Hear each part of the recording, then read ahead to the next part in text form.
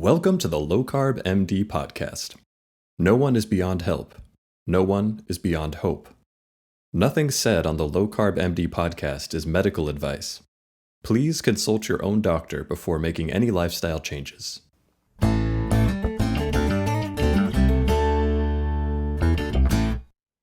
Hello and welcome back to the Low Carb MD podcast.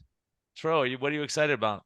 Oh my God, are you kidding me? We got the Jack's dietitian from the UK who's with us. What's not to be excited?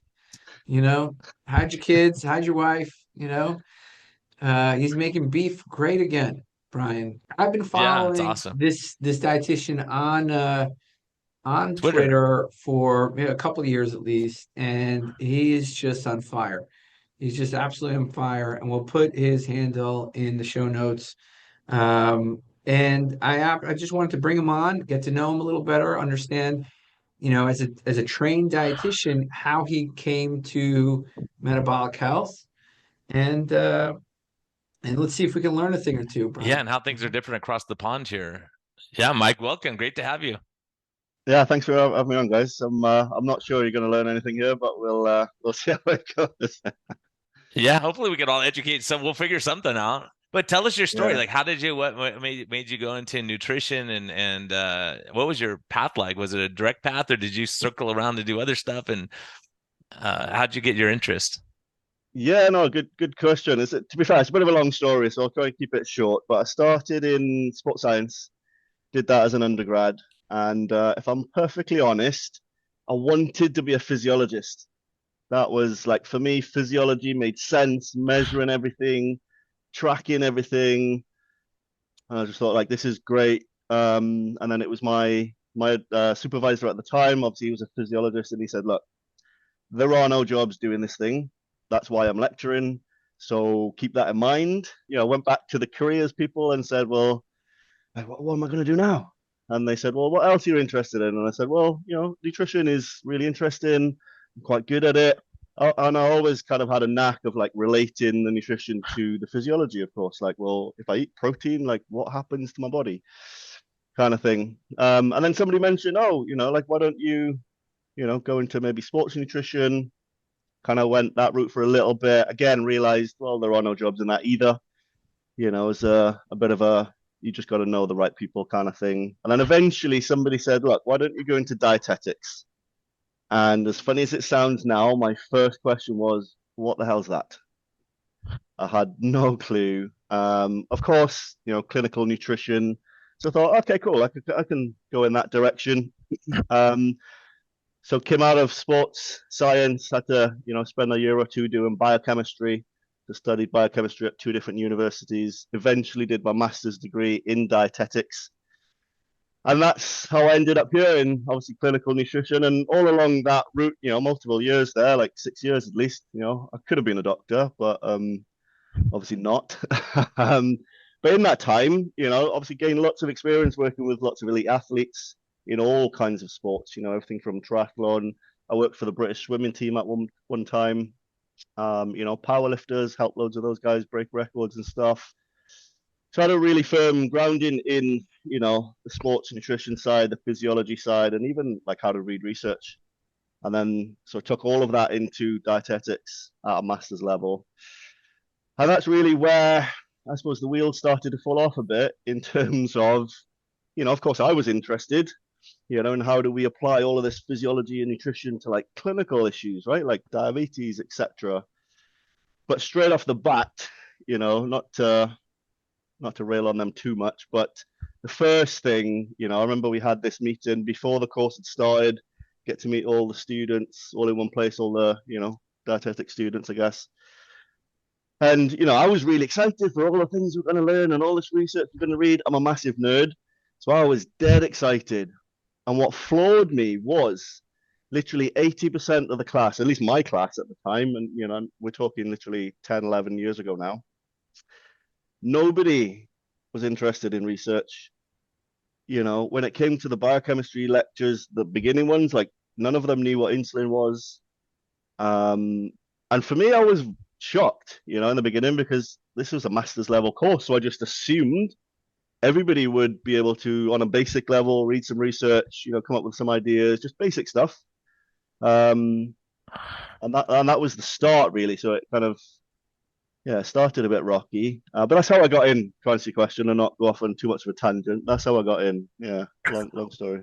Were your professors interested in research? Great question. Some of them, yes. Some of them were amazing. So on the master's level course, there were two lecturers that were amazing. Fortunately, the biochemistry one was one. And then there was a dietitian who was also a lecturer, and she was amazing and really hot on new research. And if I'm honest, if it wasn't for those two individuals, I probably wouldn't have got through the course, because with almost every other lecturer, I just ended up in arguments all the time. I had this one instance where we had a case study assignment to do. They give you a theoretical patient. Here's an overweight diabetic patient. This is all their information. Come up with a plan, justify your plan. So at the time, by this point, I'd spent many years reading, Jeff Volek's research and all his books and all this kind of stuff. So in my case study, I was like, right, I'm going to do a reduced, or low carb diet, not ketogenic level, but like 100 grams a day, get this guy lifting some weights, eating more protein. I had a list of like 80, 90 citations or so. I get called into the office by the lecturer, obviously a dietitian. And, I was like, oh, like, what's up? And she was like, well, like, I can't pass you with what you've written. And I was like, oh, what do you mean? And she's like, well, because here you're promoting like dangerous diets. And I said to her, have you read any of my citations? And she said, I don't need to. And I was like, oh, like, because I have loads of citations. And her offer to me was like, if you go away and rewrite this in the way that, we like it to be written, then, I can pass you and you'll be fine. And, me being me, I'm quite stubborn, a bit of a hothead, especially when, like I put loads of effort into that, like literally read all of these papers like 2-3 times, pulled it all together. And so I just said to her, look, I'm not going to rewrite it because I don't think that's correct. And so I didn't pass that particular one. Fortunately, my grades and everything else were good enough that my average was still good. So there's a lot of this kind of stuff that went on. I remember another instance where, and this was a different lecturer, different subject, where she was teaching about cholesterol, and her whole stance was, well, if you eat fat, your cholesterol is going to go through the roof, and that's really bad for heart disease, etc., etc. And I was sat in the lecture, obviously, a student, so it's kind of like fairly confident with what I've read, but, always open to the fact that, like, I can be wrong. Even now, I remember I put my hand up and I was like, I'm not sure that's always true. Like, if you eat fat, it'll just go up. And she was like, well, what do you mean? And, I started talking about the ketogenic diet.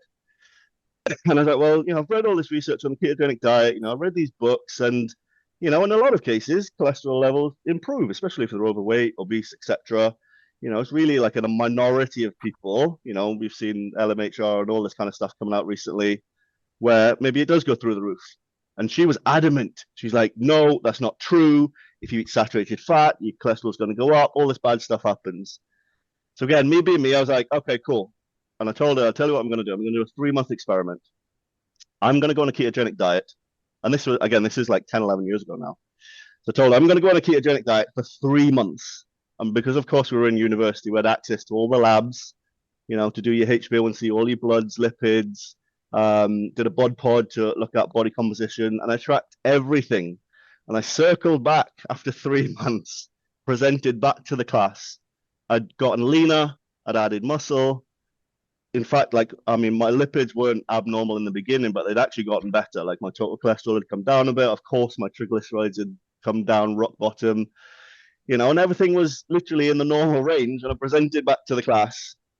And it was just a really surreal experience because I could tell, like, I was presenting, I was really excited because it's like, look, I've literally done it. Of course, it's an N=1. We can, get into all of that nonsense. But I was like, this just proves my point. Like, it doesn't always happen in the way that you said it does. And it was quite a surreal experience because I could just tell, like, most people just weren't interested. Like, they just weren't. My entire class, there were like 30 or 40 of us. There was me and two other people that were, super interested in the stuff. We're in a class of 30 or 40 people. Like most people are just like, yeah, whatever, Mike. Like, and Yeah, especially when you have the results. And I'm actually a little surprised because I would expect the LDL to go up a bit. But if you were metabolically sick to start, I don't know where you were to start this thing if you were already pretty healthy. But when you're, so it would make sense that your LDL would drop because you're not leaking out a bunch of LDL. Obviously, the triglyceride response is what you would expect in HDL response. But I don't know if you were following me back then, like insulin levels and A1Cs and things like that, or just looking basically at cholesterol and what it does.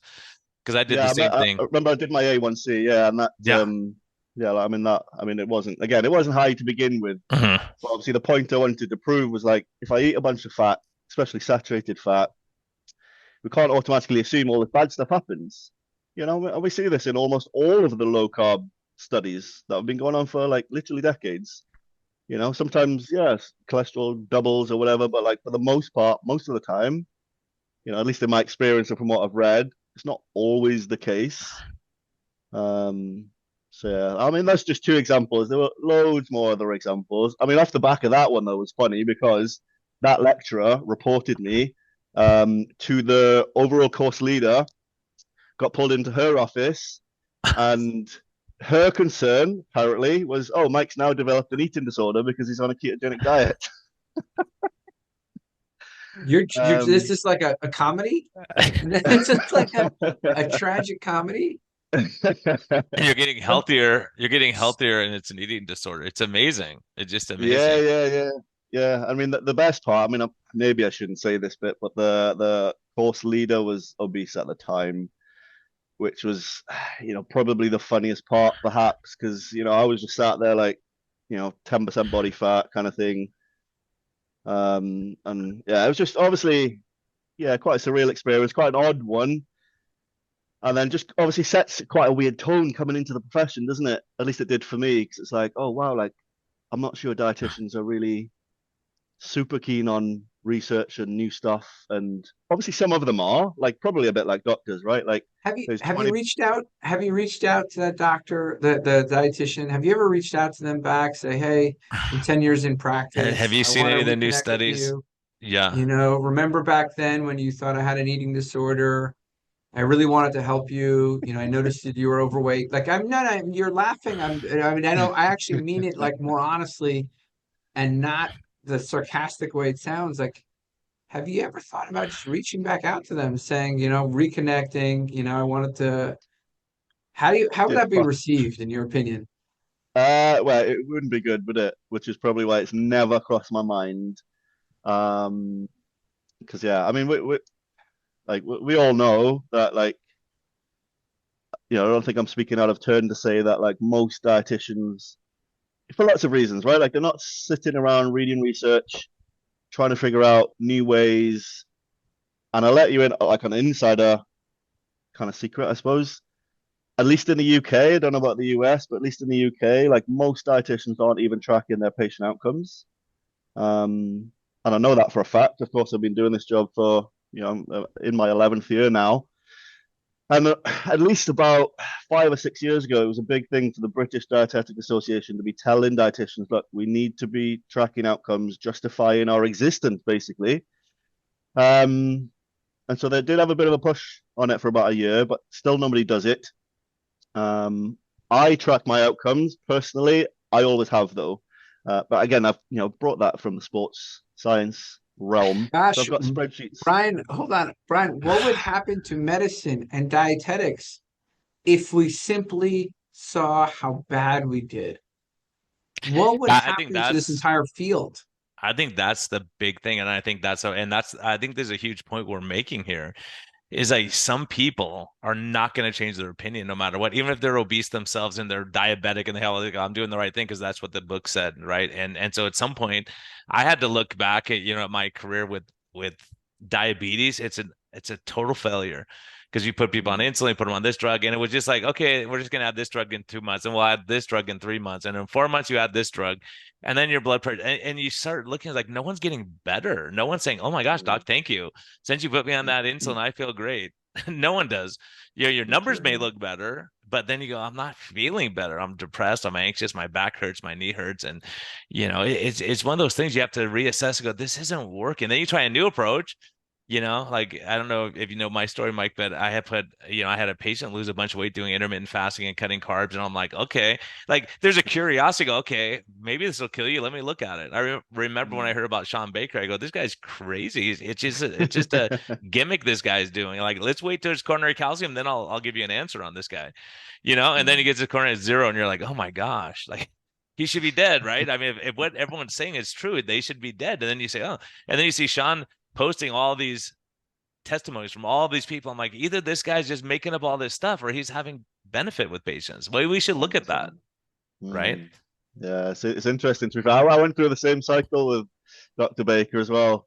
Like prior to 2020, people would mention it, and I never looked into it because at the time I just thought, and it's interesting because for me, like I said, even from an undergrad, I was always interested in low carb stuff. I remember when Jeff Folick was doing research in strength athletes, and his whole thing back then was like not even 0 carb. It was like, right, let's stop eating 500 grams of carbs a day. Let's eat about 100, maybe 150 max. Let's, keep your protein good, eat some more fat. And these athletes were getting stronger, leaner, all the metabolic health things were all improving. And, so like that was back then. But even for me, with that background, hearing about carnivore, I did think like, yeah, it just sounds like a really extreme version of all of that. Like it's a bit too out there. But then funny thing for me happened was like in 2020, it just found myself, lockdowns happened and all of that. But by that point in my life and career, I had become obese. Literally posted today. At that point, my BMI was like 39. Had all of the issues that all of my patients have: fatty liver, pre-diabetes, mental health issues, etc. And in 2020, just did a little mind mappy thing of like, right, how am I going to fix all of this? I need to lose weight. My mental health needs to improve. I've got IBS and I've got all these crazy symptoms. I mind mapped it all out. And the conclusion I came to is like, right, if I just take the carbs out, all of these issues improve. All of them. Like I lose weight, I get leaner, my IBS goes away because we know excess fermentation, starch, fiber, etc. All of that improves.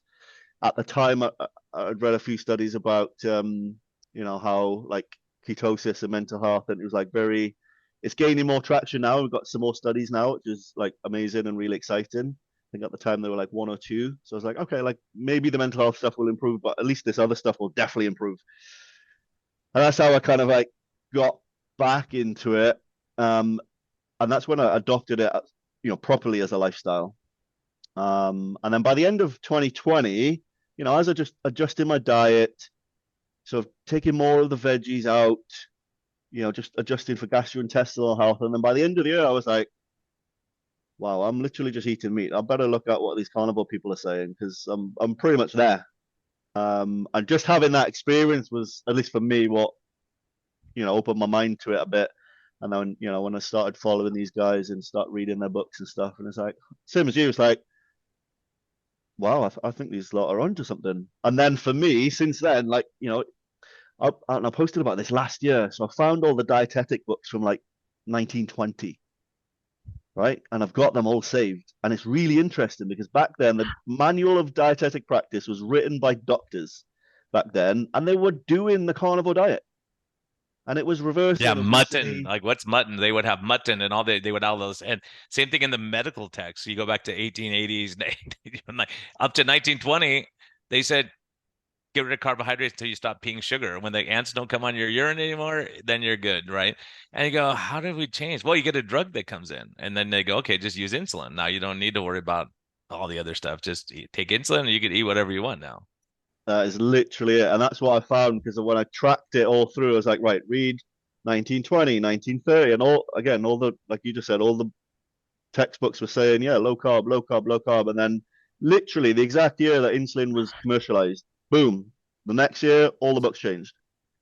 And it's really, really interesting. I like got it all saved, and yeah, just fascinating, really. So yeah, it's interesting, isn't it? And they'll say it's a fad diet. You go, wait, let's go back the 1900s and all previous to that and see what they're doing, and It's kind of crazy. But how's your dialysis? You must be on dialysis if you're eating a lot of protein and you have such muscle. Do you know what? I still hear this crap from people. We hear it all the time. It's unbelievable. Yeah. I spoke at an obesity conference last year in London, literally thousands of doctors in the audience, and I'm up there, got the presentation and everything, talking about low carb, high protein, etc. And then at the end, I was, just informally talking to people, taking questions. And yeah, like so many doctors were like, oh, but what about all of that protein? And I actually made one of them a bet because she was so adamant. She's like, all this protein is going to cause kidney issues. And I said to her, look, you go away. Here's my email address. You go away. If you can find me any studies that show by getting patients to eat more protein that it worsens their kidney health, assuming they start in a healthy place. If you can find any studies that show that, like, I'll give you £1,000. Never heard from that doctor ever again. It's like $1,200. Yeah, but she didn't even email me to say, I couldn't find any studies. Maybe you're right. Just literally never heard at all, ever. And we know those studies don't exist. So yeah, I thought that was funny. Yeah, as a matter of fact, funny enough, I have a new patient who came to me. He went mostly carnivore, keto, horrible diabetes, chronic kidney disease, all this stuff, and his nephrologist is flipping out on him. But I'm looking at his labs. Every lab, his renal function is improving every single time. It's getting better and better and better. And the doctor's like, "You got to stop this. This is if you're getting worse, I get the argument. But look at your kidneys improving all the time. It doesn't make sense, like Jason Fung talks about it, like, if you have damaged kidneys already, you're going to spill out more protein. That's just going to happen because you're taking in more protein, you're spilling out more protein. The holes are there. You're not making new holes in your kidneys, basically. Yeah. I mean, even then, though, as you both know, like, you look at the protein recommendations in chronic kidney disease, and they're not that low. You're literally looking at 1.3, 1.2, maybe a gram per kilogram at the lowest, because obviously the risk of protein malnutrition is so high. So even in established kidney disease, we're still not like I wrote a whole article recently just going after the protein RDA, so even in chronic kidney disease, we're not telling people eat the RDA. Why? Because it's not enough. And in fact, like, my article is it's written for a magazine. It's not published yet, but I literally dissect it just to show that, like, the RDA is, you both obviously know, like, it's just based on outdated technology that has since been proven to be, like, just completely wrong. Like, all the IAAO technique, amino acid oxidation, so they basically just reanalyzed all the data, analyzed a bunch of people in across different populations, like bodybuilders, but also elderly people, pregnant women, etc. And all of the numbers they come out with were higher than the RDA, all of them.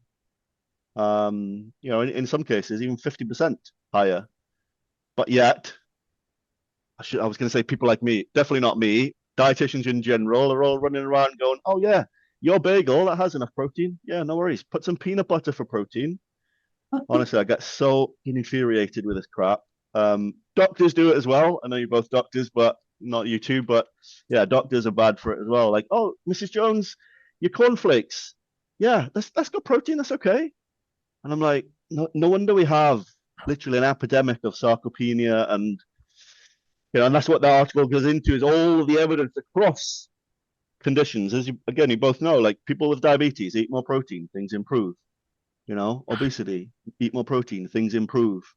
Sarcopenia, eat more protein, things improve. Even cardiovascular disease, eat more protein, things improve. And in some of those cases it is because it's offsetting other things, but sometimes it's not. But again, this brings me back right to the very beginning point of, and this is just my opinion, so people don't like it, I suppose, tough shit. But a lot of dietitians just aren't reading research. If they were, I would not be able to write this article, because most of the research in this article is 10 years old already. So why is this not being incorporated into standard practice? And actually, in my opinion, and it'll be interesting to see if the magazine publishes it, because my original headline suggestion was the protein RDA is too low and it's causing harm to patients. Because in my opinion, if a dietitian or a doctor is telling people to eat the protein RDA, we know that makes weight loss harder. We know that makes blood sugar control harder. You know, if they're finding those two things harder, improving the cardiovascular disease risk markers is going to be harder. You know, reversing sarcopenia, improving your mobility, maintaining quality of life, not having falls, etc., is going to be harder. So literally, by giving the standard advice as it relates to protein, you're literally doing patients a disservice. You're harming them, in my opinion. And the evidence is there. Like it's, you know, I've shown this first draft of this to multiple people. Right, pull this apart. Nobody can. It's not because I'm so amazing. It's because the evidence is so bloody strong. You know, I'm quoting it's all systematic review, meta-analysis, randomized control trial. You know, like if it was all bloody, as you both know, if it was all epidemiology, you can rip that apart to shreds, left, right, and center in 17 different ways. But when you've got tightly controlled research and it's all done by people way smarter than me. But anyway, I'm ranting. It's amazing. It's amazing, Mike, though, that people can't look at data and say, wait a minute. Like, you know, I had 2 diabetic educators I took care of my old practice, and I put a CGM on them because they said keto is the craziest thing I've ever seen. It's stupid. And I would put a CGM, eat the ADA's diet, then eat yours, and eat a keto for a week and just see. And they both call me, go, what do we do now? What do I do? Like, this is my career. You know what I mean? When you see it and you go, just this morning it happened. I had a resident working with me, and one of my patients yesterday, I go, what happened to you? What'd you have for breakfast yesterday? And it was, sugars are crazy. She goes, I saw a dietitian on YouTube and they said that dates won't raise your sugars. Sugars went crazy. I go, who do you believe, the dietitian on YouTube or your continuous glucose monitor? Right? She's like, I had 3 dates and it went like higher than, like, it's the highest she's had in a month. Yeah. Okay. Maybe. And it's stuff, to be honest, it's stuff like this that, like, partly why it infuriates me, you know, patients aside, because like we all work with patients, you know, every day. I'll do what's best for the patient before anything else. And I tell my employer all the time, like, if I have to break any kind of rules to make sure the patient gets the best, I will do it. But it also infuriates me, these kinds of stories, because I hear them all the time. You know, from patients, you know, sometimes from doctors, definitely online. But it infuriates me because obviously like, it just gives dietitians such a bad name, and don't get me wrong, in a lot of cases it's bloody justified. And I just think it just makes, at least for me, like, maybe I'm selfish, I don't know, but like, I feel like it makes my job so much harder, because online nobody takes dietitians seriously. The fact I've got it in my Twitter handle thing, it definitely works against me. Like, nobody likes dietitians online, even offline. Like, a lot of doctors, they tell me it to my face. They come up to me at conferences and they're like, Mike, most dietitians are idiots, but like, you're good. But like, do you know what I mean? And I hear this all the time. No, we hear that from patients all the time. Most doctors are idiots. They're saying that they don't get it because they won't get a fasting insulin because they don't know what to do with it. So I've had so many patients who come to Tro sees the same thing, is the people go, my doctor will refuse it. It's useless to get a fasting insulin. Doesn't mean anything. Or, you know, I just had one. Her A1C is 8.5 in US terms, right? 8.5. 6.5 is diabetes. They're 8.5, and the doctor says, yeah, you have kind of borderline diabetes. I'm like, what? Like, they didn't make any dietary recommendation. They just go, yeah, it's borderline. We'll keep an eye on it. Like, really? Yeah, it's like crazy, huh, Tro? I think part of the thing is, you know, it's a bit of being disenfranchised and learned helplessness, right? So if you look at the field of dietetics, I think why nobody likes them is because they've essentially failed, right? The population's gotten more obese, the population's gotten you know, heavier, more diabetic, you know, and they're the ones giving the advice. And I don't know of any patient that went to a traditional dietitian and said, I'm so thankful, I'm happy, like, they helped me, you know. You know, so I don't know, Brian, how do you know, like, have you, you know, I have dietitians now who are, you know, sort of trained through SMHP or metabolic health warriors. You know, I've seen people, you know, sort of in their care drastically improve, but I haven't seen, you know, in my 10 years in medicine and 20 years in healthcare, I never really saw anybody get better from, I shouldn't just lump in dietetics, also medicine, you know, also medicine. we never saw it. I was in for 20 years before I saw 18 years and never saw a diabetic improve or come off Yeah. insulin. Right. And then we Yeah. have 6 or 11 come off in 6 months and you go, this is crazy. Like we're seeing this. And while this is happening, we're watching the trial of Professor Noakes and Fetke and all this kind of stuff, you know, like especially now over the last several months, like we have to reestablish the trust in medicine, you know, and it's hard. And what Mike's up against, and I'll bet you, just I haven't looked obviously, but I'll bet you most of the hate mail you get on Twitter or X is from other registered dietitians. Oh, definitely. Yeah. I mean, there aren't many dietitians that follow me. And check this out. This is how bad it is. So I've got obviously quite a few of my friends, like, and I'm talking close friends, are dietitians, of course, and they don't follow me on Twitter because they don't want to be associated with what I'm talking about, which is fascinating to me because, like, I tell everybody, like, even my wife says, "Oh, Mike he just posts controversial things on Twitter," and like I've told her, you might think it's controversial, but I have evidence. I have scientific evidence, and I've got reams of patient outcomes. So I'm not saying anything that's false, and I'm quite careful about that, even though, you know, a bit like Tro as well. Some of the things I say do come across very provocative. But for me, it's like I'm very careful not to say anything that's completely false and made up. It'll be based on a study, at least one, usually more. You know, if I've got something that's just based on patient outcomes, I'm very tentative about mentioning that, just for the reason, you know, we're talking about. But it's just fascinating to me that, yeah, like not even my friends will follow me there because, yeah, it's just weird. And that just goes to show though how entrenched the prejudice is, the bias. They hear low carb and everybody freaks out. Literally had a dietitian today like trying to attack me about, you know, because I made a post yesterday that kind of went kind of viral, and it was just like diabetes, take the carbs out, reverses. PCOS, take the carbs out, it reverses. IBS, take the carbs out, it goes away. Bam. Was that yours? I just saw that. Yeah, I was like, really? oh, yeah, add meat and everything gets better. And it's really interesting. And I think we are all kind of victims of the same type of thing. For instance, I'm in like email threads and things, and you know, so a new vegan study comes out, and first thing someone's like, we have to debunk this study. It's like, well, let's look at it. Let's look at it. Is there validity to this? Let's have an open mind and look at it and see, oh yeah, they made mistakes here and here. There's because so many times someone like Jason Fung will come and say, look, these people, their conclusion is totally the opposite of what they found. Their study didn't say that at all. And then they say that's the conclusion they found. That's not the conclusion. And then he lays it all out and you look at like, oh my gosh, you're right.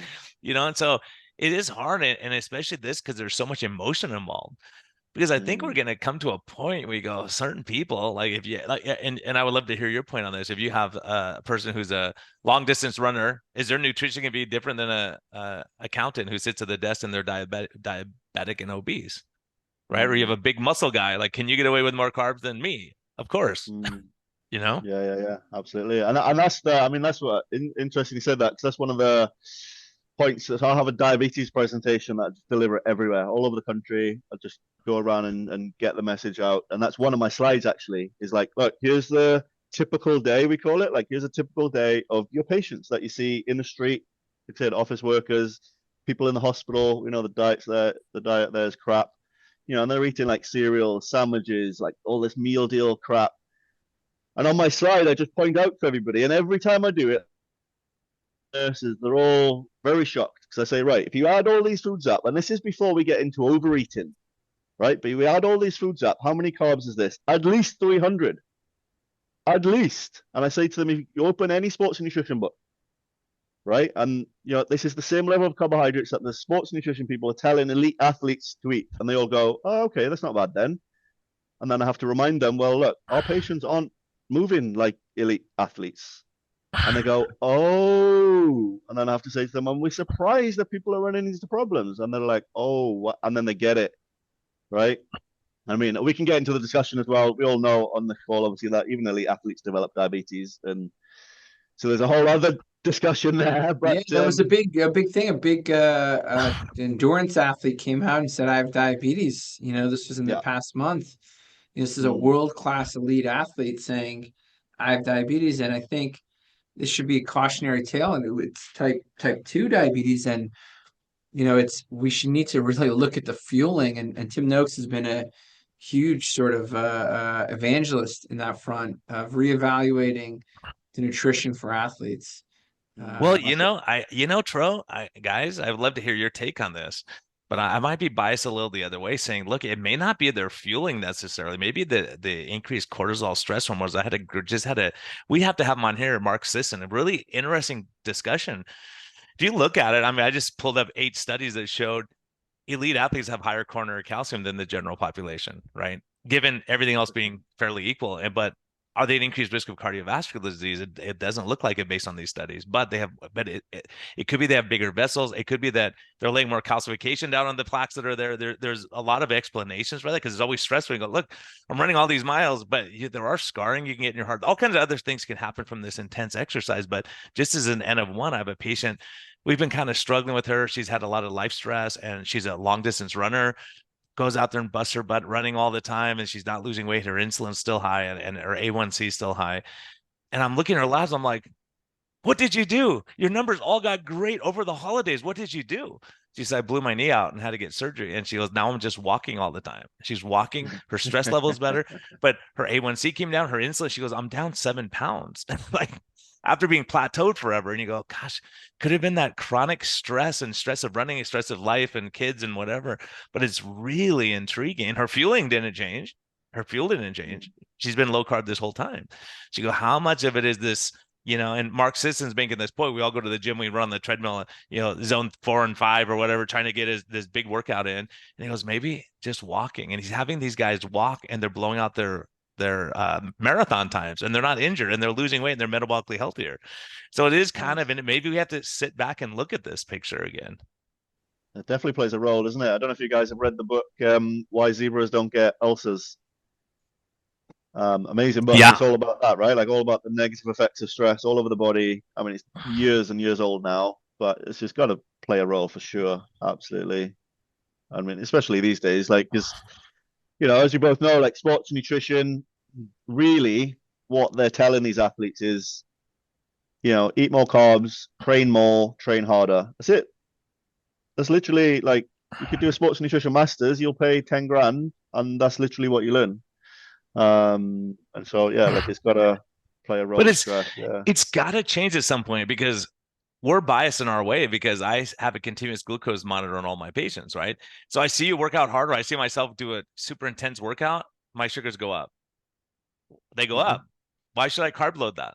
My body can't figure it out. If you're super insulin resistant, there may be some issues there. You got to get that insulin down and tap. But that's the point, is if I'm going on these longer walks, right, you're lowering your insulin, your sugars come down. Diabetics, after dinner, they go for a walk and their sugars come down, down, down, down, down, right? They're not going up and up. And you go, maybe there's something, and the stress response and cortisol, there's so many factors involved. It's just very intriguing. As a matter of fact, to that point, I have a guy, he would gain, I'm looking at his history. I'm like, this guy has a weird history. He gains weight every summer and loses weight in the winter, like 20 pounds up and down every year. I'm like, what the heck is this guy doing? So when I met him, I'm like, why do you gain so much weight in the summer? He goes, oh, because I ride my bike a lot in the summer and it's too cold in the winter. So he goes low carb in the winter because he knows he's not burning. And so, but in the summertime, he was like way carb loading for all these long distance rides he was doing. And he was gaining weight, even though he's burning off a lot of calories. You go, so let's try not carb loading and see what happens. And then all of his sugars, the only time he had high sugars was when he was going up a steep hill fasting. Right? He didn't need to carb load. He was like, then he realized it. He goes, I don't need to. I feel great. And all of a sudden, his times got better. Everything got better. He got metabolically healthier in the summer now, right? And now he doesn't need me anymore. Nice. Yeah, this is what it's about, really, isn't it? Like understanding the physiology, and then exactly what you said, that like adjusting it. I mean, you mentioned things have got to change. I'm a bit pessimistic on this front, so I really don't think they will, because the private industry, run the show. They run sports nutrition, Gatorade, all these companies, like they've taken over that industry and the research a long time ago. Same in public health. Pharma runs the show. They pay for most of the research. They pull most of the strings. I work for the NHS here. They pay for most of the stuff. Otherwise, the NHS cannot function. They pay for entire departments. They pay for nurse salaries. They pay for training. So, when they're paying for training, and I've seen papers saying what I'm about to say, and it makes perfect sense that when they simply pay for stuff, even if they're not putting in stipulations to say, look, this is what we want you to say and not say. Obviously, they're not doing that because they'll get caught really fast and get busted. But even just the simple act of paying for stuff, then that creates biases for people in a very subtle way. And I think this is why, low carb still, after all this time, struggles to get in the brain of an institutionalized healthcare professional, doctor, dietitian, nurse, etc. Why? Because the training is all focused around take your insulin, take your metformin. Yeah, maybe think of going for a walk if you can feel like it. But if not, we'll got SGLT2 for you to inject as well. Like, that's what they get taught. Like, nurses in the UK don't get taught about food at all. Well, and we're in the US. In the US, we're running into this too. I just watched testimony before Congress, and Grace Price, who's been an advocate for low carb diets and healthy eating, they're testifying saying, look, like the food stamps programs that we have that help the poor, soda is a huge part of that, and these cereals that have no nutritional values. And these guys are up there arguing, the attorneys are arguing for the American Heart Association. Well, there's no evidence that high sugars are going to cause heart disease. We know it's the fat. It's not. Why are you guys worried about this? Like, let people enjoy what they want. You go, oh my gosh, do you not know about fasting insulin and metabolic health, like metabolic disease? It's like, it's incredible. You see what I'm trying. It was like watching the cigarette attorneys a few years ago when they were saying it's not addictive. Why is a lawyer making that claim? Exactly. Why is a lawyer making that claim? I watched that. Yeah, and it's an attorney. It's not a doctor making that claim. I watched that video, and it was in the Texas, I think the Texas House, and I saw it, and I thought to myself, first of all, why is a teen having to do this, right? She should have a team of doctors behind her so we can explain sort of why removing sugar is of benefit. And then why is the AHA putting together an attorney to combat the claim of a teen? I mean, this is a clown show. It's just a clown show. I will say philosophically, and I don't mean to change the subject here, I don't love the idea of forcing change on people who are already without, resources. I think, we need to focus on education. I wish we could focus on education, educating people. Nobody wants to be unhealthy, but forcing the change on Medicaid, I don't know, something, I get it, but it doesn't sit right with me. Something about it. It's like, people are, and I get it. I don't want anybody on Medicaid to have this stuff, right? I don't want anybody on SNAP to have this stuff, right? Because I think it's truly harmful and it's crushing our population. But something about, starting, like, let's start in the schools and the nursing homes and the government buildings. Let's start there. Yeah, here's my thought on that though, and it'd be interesting to see what you think, because like maybe just being around too long, I don't know, but like I'm just not convinced that education, it's part of the answer, of course, but I feel like there's a small percentage of the population that will learn something new and go do something new. Like all of us on this call have done that. Tro, I know your backstory, being obese, etc. And we all come across patients that will they're really motivated. You teach them something new, they'll read the book, but those are the smaller percentage of our patients. And well, I think I'm going to challenge you there, Mike. Mike, I've seen, maybe 2,000 patients. Certainly Brian's seen more. Maybe you've seen more. I have yet to meet one patient who didn't want to get healthier and wasn't invested in their health. Not one. I have not met one. Yeah. So you are right. They all want to. And this is where it gets interesting, because obviously I work NHS primary care, so I have a certain type of person that comes to me mostly. Tro, I think your program is paid, so you'll have a slightly different certain type of person. So they all want to get healthier, but then actually, like, I've just noticed over the years, it's just not enough to provide the information, and this is why we have a lot of research on behavior change techniques, motivational interviewing, all these kinds of things to try to increase the chances. And I'm not saying obviously education is pointless. It's obviously not. It's part of the solution. But sometimes I just, and I'm open to being wrong on this, but sometimes I just feel like, okay, we've had maybe 30 years of, public health education, and we can argue all day that a lot of what they teach people is wrong, but people still don't do it.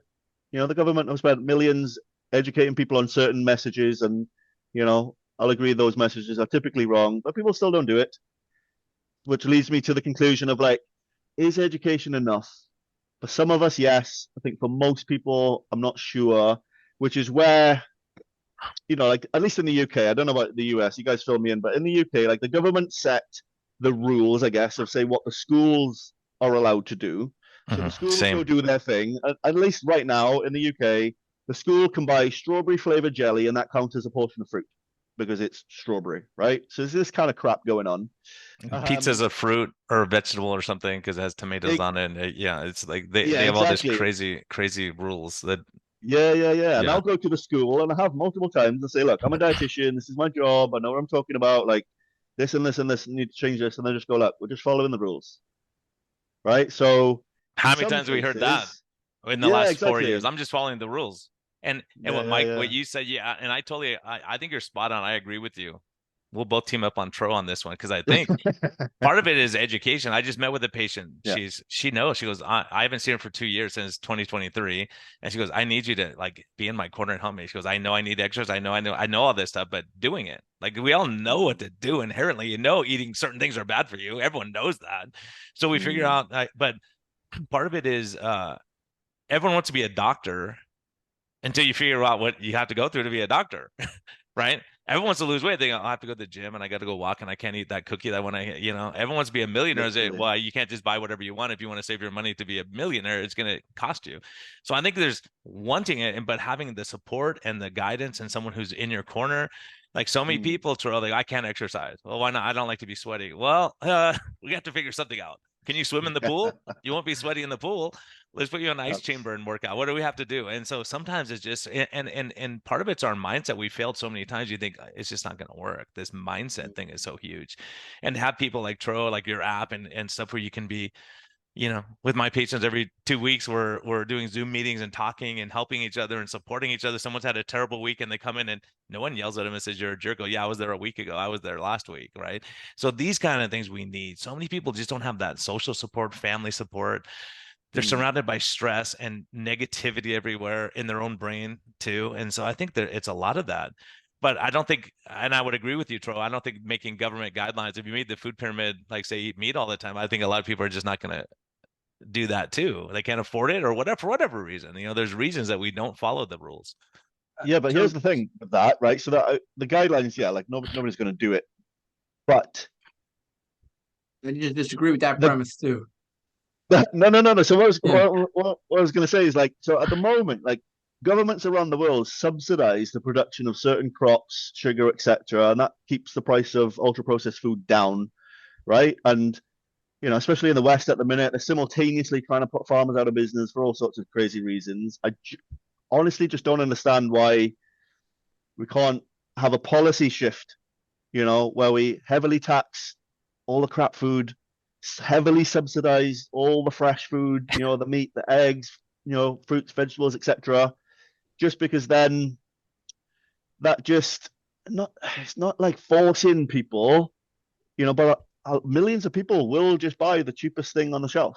And if they go to the shop and, like, right, the sirloin steak and the eggs and the milk, it's literally going to cost me a couple of quid, a couple of bucks, as opposed to, right, the pizza and the burgers that I really want because they taste amazing and I'm addicted. That's going to cost me $50, right? And maybe that going to the gym should be like $10 a month. Yeah, it's such a hard thing, and I weigh these things too. I know Tro and I, we debate because I know Dr. Lustig is really into, like, taxing the heck out of stuff, like sodas tax the heck out of it. But the point is, when you're addicted, and you're going to pay. If it's more money, you're going to pay it. Some people are just going to pay it to smoke. Some people quit smoking because of the taxation, but when you're addicted, you go, look, I got extra. That's what I want to spend my money on. I'll spend it on that. I know a guy. he's so cheap at everything. Everything is a coupon in the store and all that, but he'll spend tons of money on certain alcohol that he likes. And you're like, that's what you like. And so what's going to happen with that? The problem is then the vegans would say, well, we're going to tax meat because we think meat's bad for you and cause heart disease. And then you like everyone's paying more for everything. It's like, wait a minute, we haven't accomplished anything. We get into this, you know, it's like if we tariff you and you tariff us and we tariff you, or you get into these crazy things that can happen. But I think a part and Tro's making a point. It's like, and I think what happened was the big reason we're where we are now with 97% of us being metabolically sick is we followed that food pyramid without really like, yeah, bread's good. Like hot tamales are good because there's no fat in that. And you can have this sugary cereal because it says the American Heart Association on it. Right. Yeah. And it's so crazy where we've come and people listen. And now they realize like, I listened to you guys and it didn't work out. I'm not listening to you again. So it's going to be hard to get the trust back. What do you think, Tro? So you're playing right to sort of how I feel about things, which is, if you look at the data for following guidelines, it's about 60% will follow the guidelines. If you look, and that's like historic, but if you look in the past 5 years, do people do what they're told, right? By government, by TV, by whatever, right? Do they do what they're told? And what would you find? Well, how would you answer that, Brian? Majority. You know what? We already answered the question, and I loved it. Do they mask up? Do they put on a vaccine that they were told to take? There's trillions of masks sold, right? Because people are told to mask up. They were told to do 6 feet distance. And they sold all these stickers in the stores. I still see them right now. You can sit down, department stores, and then the plexiglass was everywhere. Like there's little plexiglass. They were told like air doesn't go around that somehow. More than 80% of people have taken 2 experimental vaccines with limited long-term data, right? So people will do what they're told. So I want to just challenge what you guys both said here, which is that people will not follow the guidelines. They will. They will. Well, they will, but they're not going to. I guarantee you now, like there's some people like, I don't care what they say. I'm not doing it. I'm done. So not playing the game. So your point is like some people will be like, I don't want to do that, or I can't do that, or I'm not going to do that, or I'm not, or they're not even going to pay attention. And it's on the doctor to discern who that is. And that's called assessing readiness to change. So if you're facing frustration as a doctor because you can't determine who's ready to change and who's not, whose fault is that? The patient's fault? No, you're pushing an agenda that they don't want to do right now. Well, you got to have a doctor. I mean, that's not their fault. It's your fault. But the other step is there's a lot of people who go, I'm done with the standard doc. I'm not going anymore because you told me the truth. And they're like, thanking me all the time. Like, thank you for telling me the risk and benefit of all these things. And so I think that's our job. And Mike said it best earlier. He said, I told my employer, I'm going to break the rules sometime if it's going to help my patient. Right? I don't care what Whoopi Goldberg says about the vax or what, you know what I mean? And you go, look, I'm looking at the data. I'm seeing what's coming in. I'm assessing the risk and benefit. That's our job. That's Mike's job to say, look, if I think carnivore is killing all my patient, they're skinny and they have heart attacks, I'm not doing that to my patient. Right. So at some point you set and you go, okay, do I have to change tack? Do we change course? And I think, unfortunately, what I've realized, someone like Professor Noakes, he changed his course. Why? The evidence told him he was wrong. He was seeing all of his friends. And if you look at Runner's World follows people, and the average runner who's running these long distances is gaining 3 to 5 pounds a year, every year in and year out, running like crazy. Why? That doesn't make sense. Right. So, all these things you have to look at and go, wait a minute. So he says, I have to rip the nutrition chapter out of my book because I was wrong. Right. Do you trust him more? I trust him more now because you go, oh, I'm wrong. And he questioned things. He doesn't just go, yeah, everyone's saying it, so it's got to be right. So the stuff you're talking about, Dro, if we would have said that 3 years ago, we get shut down and we would be killing all the grandmas out there, right? But it's true. It's still true. Like everything we've said on the podcast has been true. If you're metabolically healthy, you're more likely to survive. Is it 100%? No. Some people are going to have bad luck. Something's going to happen, right?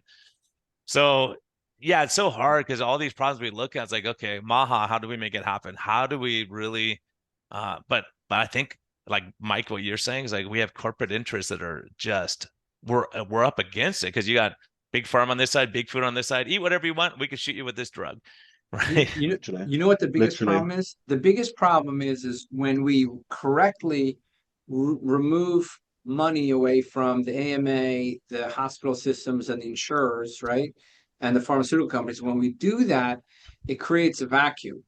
And the biggest harm to make beef great again and make America healthy again is redirecting those dollars to, you know, bogus things, right? And I really hope that we can, what Mike has been preaching, which is stick to the research. If we can just stick to the research, right, and at least be clear if we're deviating beyond what the research knows, right? Like, hey, we're going to try this, right, because we think it'll work. And as long as we're clear about that, I think we'll be in great shape. And I think too, Troy, I know what you're saying. And I also say, look, trust your eyes and trust what you're seeing, right? We got lambasted by other doctors, and like Mike's getting picked on other RDs without saying, when we're saying, and Mike even said it too. I was treating diabetes, right? Hypertension, obesity, metabolic stuff. And then all these people, their mood's getting better. I'm seeing it over and over and over again. I'm like, am I crazy? Am I seeing this? Am I not? And people said, no, it has nothing to do with it. Well, what am I seeing then? Why is it happening? Is it something else? Another factor I don't know about? So these things they go, let's wait for that. Well, we know, we learned from COVID. It's going to take a while to do studies. What do you do when you're seeing people dying in front of you? Say, wait till they get blue and send them to the ER? That doesn't make sense. Especially when I have friends who are saying, hey, here's what I'm doing, and they're getting better. Well, let me see what happens. Right? If it's not crazy, if it's something you go, well, there's plausible explanation. We know the mechanism of action of some of these drugs. You go, let's try it. If my patient's going to die anyways, let me try and see if I can help them at least, And so that's what I mean is sometimes waiting for the science is not the way to go. You go, let's see, and here's the risk, here's the benefit, here's what we don't know. We don't know that your mood's going to get better, right? But if it does, is it worth it if you're depressed all the time, or bipolar, or manic, or have schizophrenia, or have seizures every day? This is for everybody else listening. This is actually it's a good discussion because this demonstrates the art and the science of clinical practice. Stick to the evidence as much as possible for all the reasons he's saying. And yeah, sometimes you deviate and sometimes you lead off the patient experience. You mentioned it a few times, Brian, but like I definitely hear it a lot where patient will get on the phone with me. They know it's a dietitian calling, obviously. And they'll be like, look, if all you're going to do is tell me to count bloody calories, I'm not doing it because I've done it 17 times before and it doesn't work. And then I'm having to be the one to go, look, let's scrap that. Like it's a waste of time anyway. Let's just not do it. And then, do you know what I mean? They're so relieved, and that is balancing everything, isn't it? Like, Doc, I've been flapping my wings, but I can't, I'm not flying, just flap hard, right? Keep doing it. My wings, Doc, but I just can't, I'm not flying. Well, you gotta flap more than the lift, right? So if you keep flapping, you will generate more lift and you'll be able to fly. And this is the other thing, and I think this is part of it, like to give a little grace to the RDs and the doctors out there, because I know we all think the same thing. Because I know what I read and what I know from the American Diabetes Association, the American Heart Association. I tell my patients, and then they have to go on insulin, and then they gain 20 pounds, they come back, and I'm like, you're not doing the diet, exercise, and counting your calories because you couldn't gain 20 pounds. What's the insulin you put them on that did that, right? So everyone's thinking the patients just aren't listening to me. I know the right thing, but they're not listening. That's why they're not getting better. It can't be our advice. Can't be wrong. See? And so the doctors and we're all kind of, and that's what we're up against because we had this bias go, I'm not telling them the wrong thing, right? So if you're putting someone on a carnivore diet and they're gaining weight, you go, they must be cheating. Right. I mean, that's why we look at the continuous look like what's going on. Yeah, I think that's what a lot of clinicians think. So I had a similar experience a couple of years ago where we in the NHS we got access to this like a big diabetes dashboard they called it. So the geographic area that I work for or within rather, so it's like a group of 5 different GP practices, tens of thousands of patients, and so they've got all the data all in one place, which is amazing. So you can go on there, you can see it, and you can see, right, okay, in this geographic area when I first got here, okay, the average HbA1c of our patients in this area is like literally just a smidge below 8%. And, you speak to the nurses and the doctors and ask them about that, and exactly what you just said is the conclusion they come to. Well, we tell patients, but they don't listen. Not once do they consider maybe it's a change of plan that's needed. And I had this conversation with a doctor because when I first come into this job, at least in the geographic area that I worked for, if you can believe this, they had never seen a case of diabetes remission. Never. I mean, these GPs have been doing their job obviously for multiple years, like It took me more, 18 more years than to see 10. my first case. 18 years of Yeah, practice. crazy. So, and I remember in my area where, like, I come in, I'd start doing low carb, get people on low carb programs, did all this kind of stuff. And as soon as the first diabetes case happened, they get a call from the GP, the doctor, um, and they were saying, like, Mike, like, this is the first ever diabetes remission case I've ever seen in my career. And I mean, he was floored that that was possible, and I was floored that, like, what, you've never seen even one? And he's like, no, never. So of course his question then was like, well, what are you doing?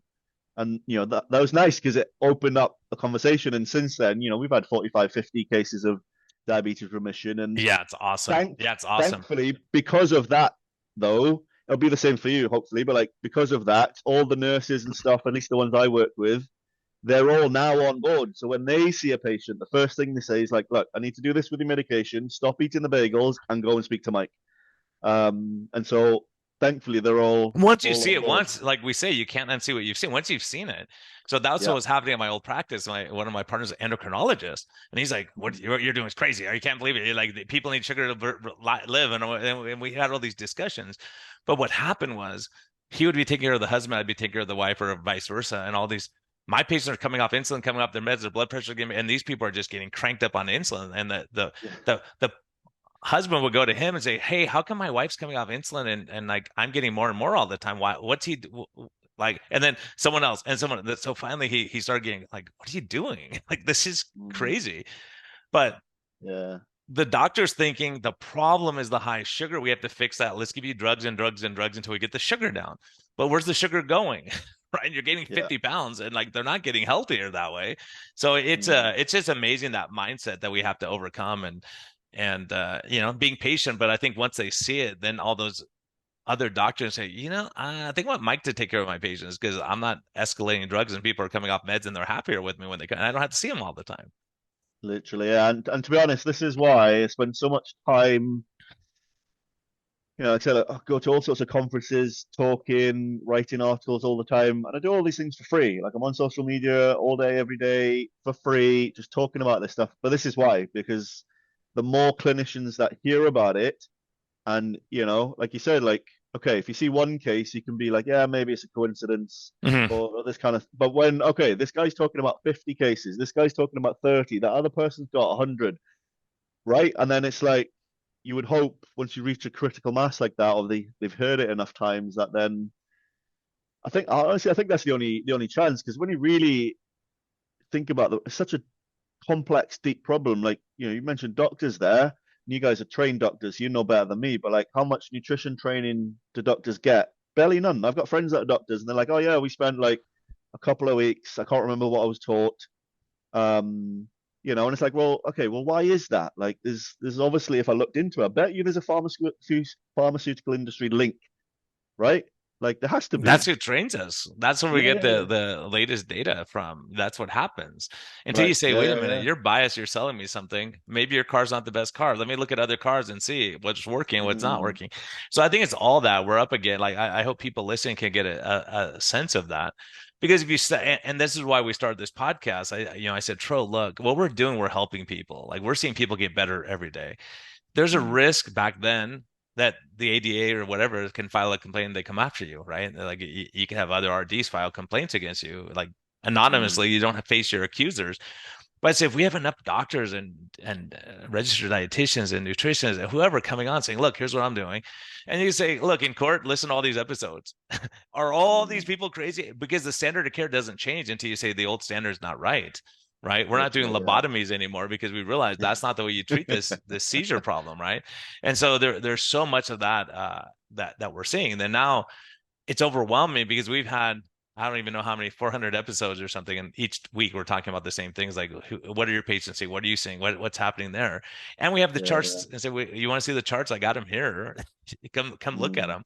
But it is frustrating because it takes so, like you said, it takes so long for the standard care. Like, these things were published 10 years ago. I just interviewed someone with she struggled her whole life with bipolar disorder.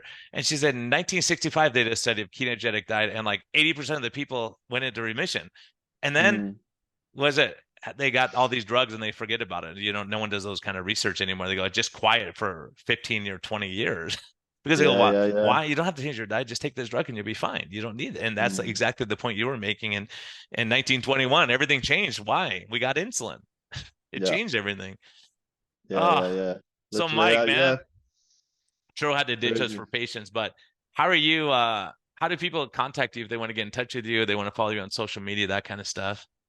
The best way is just Twitter, X, whatever you want to call it. Just follow me there at the @lowcarb_RD. Just send me all the abuse. Just follow me there if you want. That's the best way, definitely. And you're gonna keep fighting and getting out there. And are you seeing any change in your career path, like in your people around you saying, let me try that, let me see what you're doing, like, or is it more people are just saying, look, you got to do low fat, you got to be vegan, you got to count your calories, that kind of thing?